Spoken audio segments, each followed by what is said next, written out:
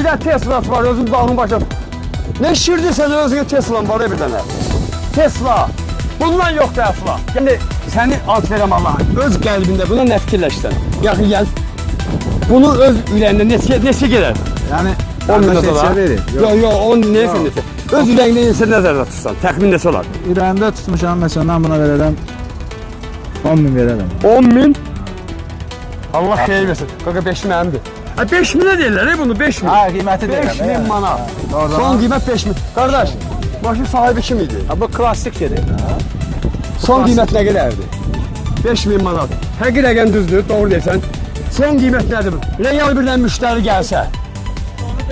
5000 gəlib sayfalar belə. 5.000'e verir de. 4900. Qəşəng. Qardaş, 5.000 bir deyir. rayondan gəlir desə ki, mənim pulum 5000 bütöydü, mənə etibarnamə də al, yanacağımı da tök, çum yeməyi.